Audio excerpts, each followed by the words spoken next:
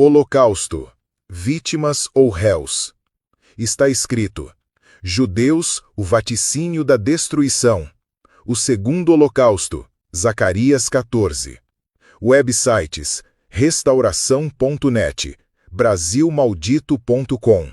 Porquanto, qualquer que, entre esta geração adúltera e pecadora, se envergonhar de mim e das minhas palavras, também o Filho do Homem se envergonhará dele, quando vier na glória de seu Pai, com os santos anjos. Marcos 8:38.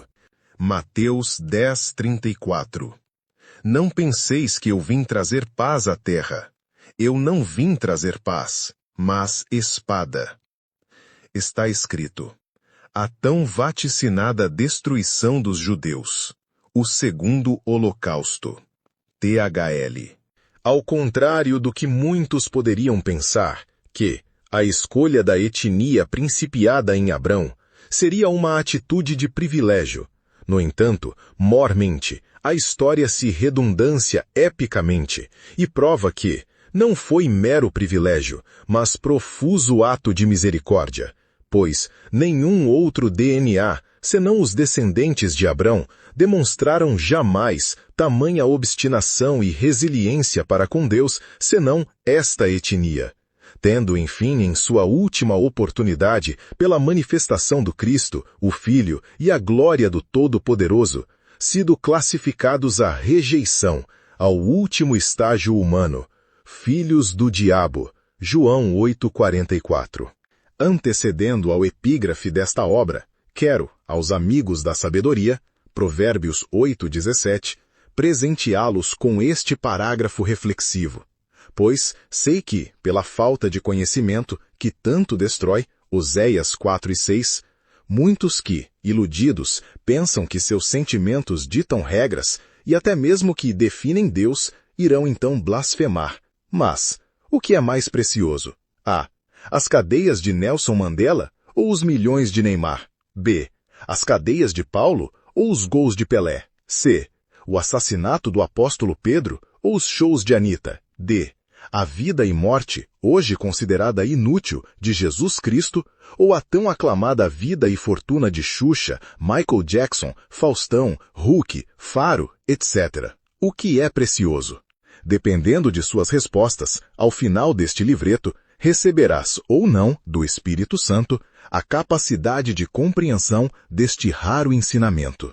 As muitas e inigualáveis ações sobrenaturais de Deus no meio dos descendentes de Jacó evidencia que o pior DNA humano, diretamente proporcional, recebeu, e fora necessário no julgamento do Onisciente, as mais estrondosas manifestações comprobatórias da grandeza e realidade do único e verdadeiro Deus, trazendo deveras o zênite do sobrenatural, culminado com o inefável do nascimento e obras indizíveis do próprio Filho de Deus, o qual foi rejeitado e até hoje absurdamente permanece sendo negado por este obstinado DNA. Ezequiel 3:4-9, João 1:11. Desde que o nome de Jacó, usurpador, foi mudado para Israel, o que contende com Deus, parece que tudo o que estes descendentes passaram a fazer não passa de contenda. Gênesis 32:28. Por inveja, venderam seu irmão José, Gênesis 37:18, e fizeram o mesmo com o Senhor Jesus Cristo, sendo notório até mesmo aos ímpios, Mateus 27:18. O povo que foi berço das grandes manifestações, também, em virtude da obstinada rebeldia, foram também exemplos de atrozes abandonos, conferindo em seu próprio território seu particular Aceldama, campo de sangue. Veja o que foi dito a este povo pouco antes de cometerem mais um assassinato, Atos 7:51-57. Quando Moisés liberta este povo da escravidão do Egito, o número de mentiras, falta de fé e rebeliões impressionam qualquer leitor, inclusive somado ao absurdo de, por várias vezes, terem tentado matar o próprio líder, sem contar a feitura do bezerro de ouro, que era um deus egípcio.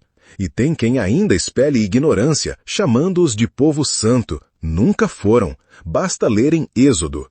Tanto provocaram a Deus que os matou. Números 11:1. Contradizem a palavra de Deus, tentam matar os justos e recebem castigo implacável, não entrando na terra prometida. Números 14.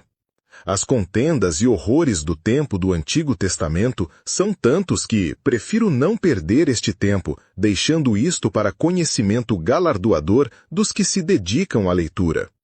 Tudo o que sucede a este povo representado na figueira, na confabulação da maldição, Abacuque 3:17, Mateus 21:19, Marcos 11:14, será mostrado na história e justificado na palavra do ensinamento que diz: a quem muito é dado, muito será cobrado.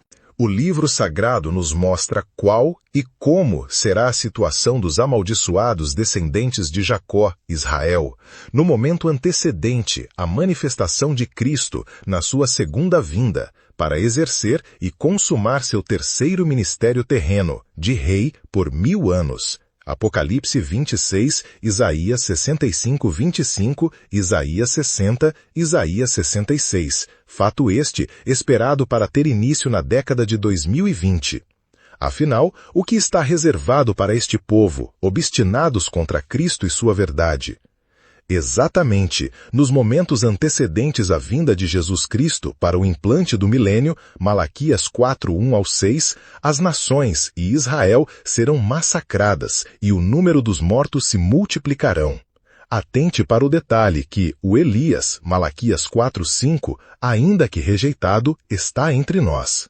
No profeta Oséias, este foi ordenado por Deus a casar-se com uma meretriz, onde Deus está demonstrando nesta mulher a representação dos judeus.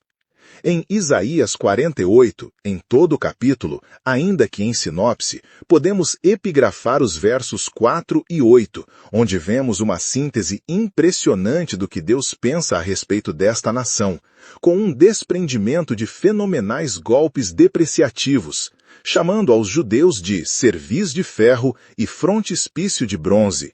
São ainda classificados de prevaricadores desde o ventre. Prevaricar significa faltar com a justiça e não cumprir sua missão. No mundialmente conhecido, Isaías 53, no verso 8, diz que Cristo seria vituperado, acusado caluniosamente pelo povo de Deus, os judeus. Uma pequena aula. A profecia não determina o que ocorrerá no futuro, mas Deus, em sua grandeza, apenas demonstra saber o que ocorrerá, ainda com poder para mudar. Em Zacarias capítulo 14, que é paralelo a Daniel 11:45, descreve neste cognitivo os horrores pelos quais a humanidade será impostamente sujeita. Entretanto, neste intricamento também se encontra o assombroso e temido segundo holocausto judaico. Quem diria? Antes de descrever este segundo massacre, 1000 vezes pior que o primeiro, onde apenas os adolescentes judeus escaparão da morte, quero mostrar o motivo do primeiro holocausto. No capítulo 27 de Mateus, após os judeus tramarem o assassinato de Jesus Cristo, quando esse se encontra nas mãos de Pilatos, que, reconhecendo sua inocência, fez de tudo para soltá-lo, visto inclusive reconhecer que, por inveja, os judeus o haviam entregado, não para a prisão, mas para a morte. Assim, em Mateus 27, 24 e 25, quando Pilatos diz: "Sou inocente do sangue deste justo", os judeus gritam: "Que seu sangue caia sobre nós e nossos filhos." Se você for interessado em conhecimento, verás o que aconteceu 37 anos após esse fato, quando Roma cercou Jerusalém e praticamente todos os adultos foram mortos no ano 70 depois de Cristo, em cujo episódio, em virtude do cerco de Roma, mulheres, com fome, cozinharam os próprios filhos para comerem. Não vou prosseguir nas narrativas minuciosas para que as páginas não vertam sangue. Se desejar, pesquise. Quero lembrar que eles disseram: "Caia o sangue sobre nossos filhos." E na Escritura, filho significa geração e ou descendência. Pois bem, Após passarem 1907 anos na Segunda Guerra Mundial, Deus permitiu o levante de Adolfo Hitler e foi atrás de 6 milhões de descendentes dos blasfemadores judeus, cumprindo a palavra de que visita a maldade dos pais nos filhos, Êxodo 25, até a terceira e quarta geração de seus aborrecedores. Que ninguém se iluda com o amor de Deus, pois este não supera a justiça. Entenda que Jesus Cristo não cumpriu na cruz apenas a satisfação do amor, porém, creio, mormente, a exigência da justiça. Sem derramamento de sangue não há perdão. A lei, desde Gênesis, conclama e preconiza que, sem derramamento de sangue, não há remissão de pecado. Destarte, Jesus Cristo foi obrigado a morrer, isto em virtude da exigência da justiça, e não meramente a satisfação do amor. Por amor, Deus simplesmente nos salvaria. Entretanto, por justiça, o sangue que apaga o pecado, obrigatoriamente, deveras deveria ser derramado. Ainda, sendo então o Cordeiro, sacrifício de Deus, para tirar o pecado do mundo. Epígrafo, entretanto, de todo aquele que crê e segue suas regras. João 3,16. Entenda então que Cristo não se fez amor nosso, mas justiça nossa. Romanos 8,4, 10,4.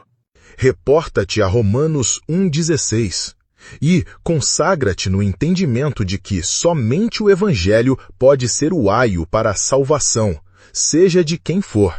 Mas, como os rebeldes judeus o negam até hoje, restar-lhes-á somente tanto as dores terrenas quanto a condenação vindoura.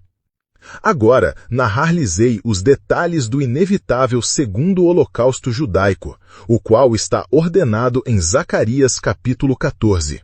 E depois direi os motivos. No verso 1, diz que é o dia do Senhor. E esta expressão, ou dia da ira, ou da vingança, sempre estará se referindo à segunda vinda de Jesus Cristo. No verso 2, diz que a grande guerra será em Jerusalém, o que foi repetido pelo Senhor Jesus no Santo Evangelho, Lucas 21, 20 ao 24. Veja que os dois textos são totalmente sintetizáveis para uma perfeita homogeneidade textual, incluindo os horrores. Nos versos 3 e 4, fica revelado o andamento da grande guerra, cujas nações efetuam o grande cerco de Jerusalém, a cidade prostituta e sanguinária, Ezequiel 23, Mateus 23, 32 ao 39. E em meio a esta guerra, Jesus retorna sobre o Monte das Oliveiras, o mesmo lugar de onde ascendeu, e os anjos disseram que, do mesmo jeito, ele voltaria. Atos 1, 10 e 11. Serei repetitivo. Nesta guerra, em Israel, já em andamento inclusive, ocorrerá o segundo holocausto. Este também em forma subliminar, descrito no profeta Daniel capítulo 11, onde o verso 45 descreve o vale do Armagedon. Durante esta guerra, Isaías capítulo 24 narra os indizíveis massacres, tanto de Israel quanto das nações, ao ponto de esvaziar-se a terra. Ai de Israel, ai das nações. No verso 5, fica evidente que haverá um livramento divinamente providenciado para os obstinados judeus. Data vênia, para quem não sabe, eu ilumino. Este livramento será apenas dado aos adolescentes, e os demais sofrerão os horrores de morte no holocausto vindouro.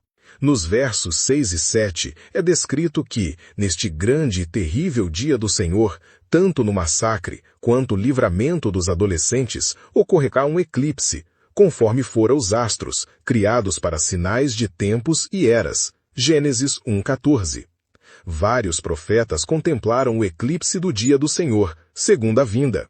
Isaías 13:10, 24:23, Joel 2:31, Apocalipse 6:12-13 e incontáveis passagens proféticas. Porém, em Mateus capítulo 24:29, o próprio Senhor e Rei Jesus repete o fato do eclipse, que é solar, visto que o sol escurecerá.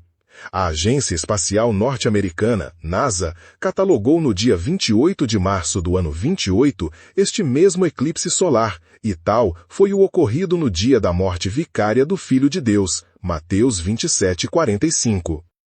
Eu sei que você dirá: